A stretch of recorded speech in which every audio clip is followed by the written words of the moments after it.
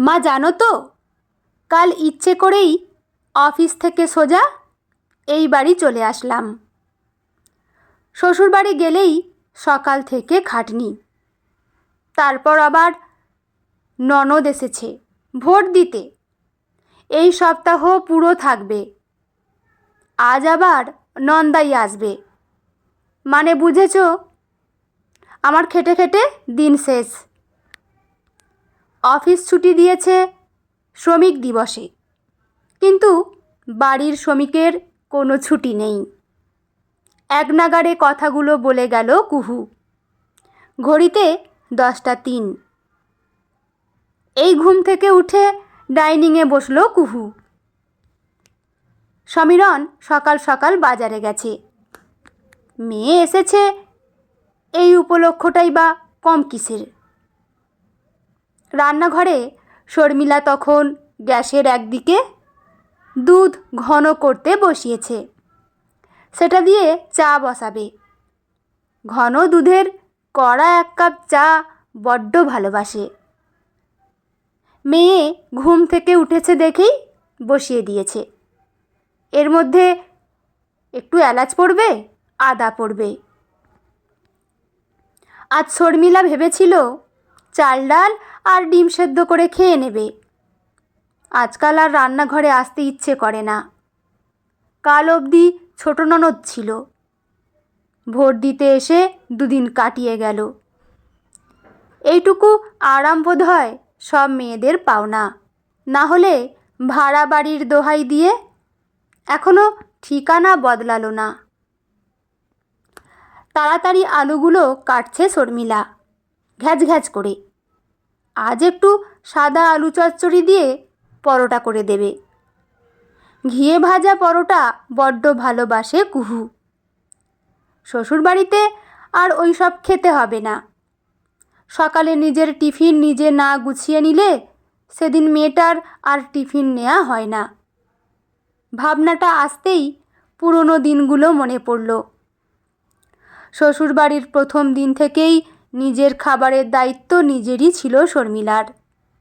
বৌভাত শেষ, আপ্যায়ন শেষ। বৌভাতের পরের দিন সকালে রান্নাঘরে ঢুকতেই শাশুড়ি বলে দিল, আমি নিরামিষ খাই, তুমি তোমার বর দেওরের আর ননদদের জন্য শুধু আমিষ করবে। আমি সকালে কিছু খাই না, গোপাল পুজো দিয়ে একেবারে দুপুরে খাওয়া। ব্যাস, 2 অফিস যাত্রীর ভাত আর 2 কলেজ যাত্রী ননদের জন্য রান্না করতে গিয়ে শর্মিলার সকালের জলখাবার ওই 1 হাতা ভাত, কখনো তেল আলু সেদ্ধ, কখনো আবার ঘি আলু সেদ্ধ দিয়েই সারা হয়ে যেত। রবিবার অবশ্য লুচি পরোটা হতো, তখন মুখের স্বাদ ফিরত শর্মিলার। কিন্তু দাঁড়িয়ে দাঁড়িয়ে লুচি পরোটা ভাজা বা রান্নাঘরের দায়িত্ব শুরু হয়েছিল আজ থেকে 38 বছর আগে। সেই থেকে চলছে। এখন যেন লুচি পরোটাতেও অরুচি ধরেছে শর্মিলার। কখনো ইচ্ছে হয় একটা দিন অন্তত কেউ যদি 1 কাপ চা অন্তত দিত, কিন্তু কে দেবে? ননদদের বিয়ের পরই দেওর বিকিরণও বেরিয়ে গেল বেঙ্গালুরুতে। এখন সংসার বলতে ওরা 3 জন, শর্মিলা, সমীরণ আর কুহু। তারও তো ঠিকানা বদলালো, এখন থাকা বলতে 2 জন। কিন্তু ননদ দেওরদের আবদার এখনো কমেনি। বড় বৌদির কাছে আবদারের শেষ নেই। মা, চা হলো গো। বাইরের টেবিলে বসে কুহু যেন এখনো ঝিমোচ্ছে। সমীরণ বাজারের ব্যাগটা নামিয়ে বলল, মাটন আছে। ব্যাস, হাত ধুয়েই চলে গেল টেবিলে। এখন বাবা মেয়ের আড্ডা চলবে জমিয়ে, আর মাঝে মাঝে খাবার সরবরাহ করবে শর্মিলা। মেয়ের ঘন দুধের চা আর বাবার চিনি ছাড়া লিকার চা নিয়ে খোঁড়াতে খোঁড়াতে আসলো শর্মিলা। ততক্ষণে বাবা মেয়ের আড্ডায় রং ঢুকে গেছে। মা, তুমি কাকে ভোট দিলে? কুহু মজা করে জিজ্ঞেস করতেই সমীরণ ইয়ার্কি করে বলল, বাংলাদেশ থেকে পালিয়ে এসেছে যারা, বরণ করে নিয়েছে তাকেই দিচ্ছে। এই এক কথা কাল অবধি ছোট বোনের সাথে হলো, এখন মেয়ের সাথে। দাদা বোনের পর এখন বাবা মেয়ের হাসিকে পাত্তা না দিয়ে রান্নাঘরে ফিরে এলো শর্মিলা, যেন হাসির পাত্র। মা, আজ একটু আলু দিয়ে ভাজা ভাজা করে চাউমিন করে দেবে? ডিম দেবে না, বাদাম দিও, সেই স্কুলে যেমন দিতে। টেবিলে বসেই আদেশ করল কুহু। রান্নাঘরে আস্তে আস্তে শুনল শর্মিলা, জানো বাবা, এত চাউমিন খাই, কিন্তু সেই চাউমিনের স্বাদ পাই না। খুব মিস করি মায়ের হাতের সেই স্বাদ। রান্নাঘর থেকে মেয়ের কথা কিছু কানে যাচ্ছে, কিছু বেরিয়ে যাচ্ছে। আজকাল প্রশংসাটুকুও শুনতে ইচ্ছে করে না। আগে হলে মেয়ের এই প্রশংসায় যে কত কি বানিয়ে দিত। তোর মা রান্নাটা বড্ড ভালো করে, সমীরণ বলতেই আরও বিরক্ত লাগছে। আর কেউ না বুঝুক, এই 38 বছরে অন্তত বরের তো বোঝার কথা ছিল। শত হোক, এতগুলো বছর পাশাপাশি এক বিছানায় কাটিয়ে দিল দুজন।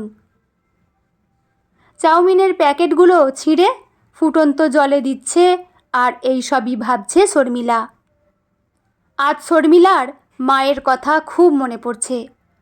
8 জন ভাই বোনের মধ্যে খুব কিছু যত্ন পায়নি শর্মিলা, কিন্তু এই যে জীবনের ভাঙা বেলায় এসে মা থাকলে তার কাছে অন্তত যাওয়ার জায়গা থাকতো। পাশে গিয়ে বসলেও হয়তো শান্তি লাগতো। ইচ্ছে হলে এই ছুটির দিনে ছুটে চলে যেত মায়ের কাছে, দুদণ্ড বসতো, কথা বলতো। শ্রমিক দিবসে এরকম একটা দিন তো কই শর্মিলার জীবনে তো কখনো এলো না।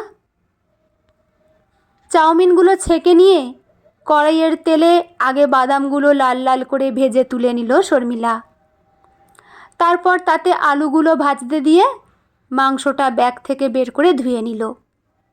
খাসির মাংস রান্না করা কম চাপের? কতক্ষণ দাঁড়িয়ে দাঁড়িয়ে খালি কষিয়ে যাও। সমীরণ বলে, তেল চপচপে না হলে নাকি খাসির রান্নাটাই বৃথা। 2 দিন আগে ভোটের দিনও বোন এসেছিল বলে মাটন হলো। সেদিনই রাতে পা ব্যথায় কত কষ্ট পেয়েছে শর্মিলা। সমীরণ সব জানে, তাও মেয়েকে মাটন খাওয়ানোর শখ কিনে খাওয়া। আর যে শরীর চলে না। আজ সত্যি আর ভালো লাগছে না শর্মিলার। 2 প্লেট চাউমিন বেড়ে নিয়ে গেল ডাইনিংয়ে। দেখেই কুহু বলল, উহ মা, সেই পুরনো দিনের গন্ধ, স্কুলের সময়কার। তোমারটাও নিয়ে এসো, একসাথে খাই। সমীরণ বলতেই আর চুপ থাকতে পারল না শর্মিলা। একটু সামলে নিয়ে বলল, সে সুখ কি আমার আছে? এখন মাংস ধোবো, পেঁয়াজ কাটবো, রান্না হবে, পোলাও হবে। বলতে বলতে নিজেরই কান্না পেয়ে যাচ্ছে। এটাই বোধহয় সবচেয়ে সত্যি, যে নিজের দুঃখে সবচেয়ে দুঃখ মানুষ নিজেই পায়। উফ, আজকের মেনু কি? জিজ্ঞেস করল কুহু। চাউমিন চিবোতে চিবোতে সমীরণ বলল, তোর মায়ের হাতের পোলাও আর কষা মাংস। উফ! এই উফ কথাটাতেই যে আত্মতৃপ্তি আছে, সেটা দেখেই তো মন গলে যাওয়ার কথা, ভালো লাগার কথা শর্মিলার। পা ব্যথা ভুলে রান্নায় উৎসাহ পাওয়ার কথা। 38 বছর ধরে সে শুনে আসছে রান্নার প্রশংসা, হাতের স্বাদের গল্প, অতিথিদের বাহবা, পরিবারের তৃপ্তির ঢেঁকুর।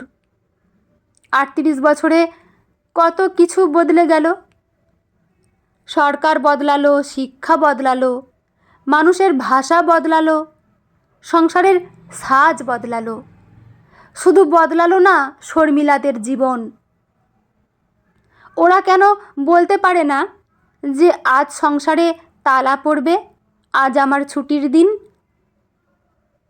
শুনলে কি কেউ না করবে? হয়তো করবে বা করবে না। সেটা ভাবতে বসলে শর্মিলাদের শ্রম এভাবেই নষ্ট হবে। শর্মিলার জায়গায় আমি থাকলে রান্নাঘর থেকে বেরিয়ে এসে বলতাম, কুহুমা, আজ রান্নাটা কর তো, দেখি বিয়ের পর কেমন রান্না শিখেছিস। আর সমীরণকে বলতাম, মেয়েকে সবটা গুছিয়ে দাও তো, আমি একটু বিশ্রাম নিই, রান্না হয়ে গেলে ডেকো।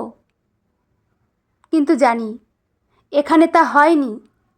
এখানে কষিয়ে তেলে ঝালে খাসি রান্না হলো, সাথে ঘি গরম মশলা দিয়ে বাসন্তী পোলাও।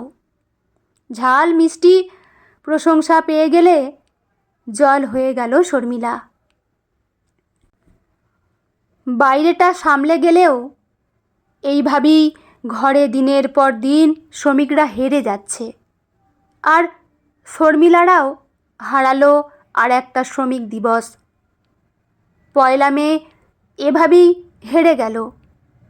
তাই বদল চাই, বদলানোটা এবার খুব দরকার।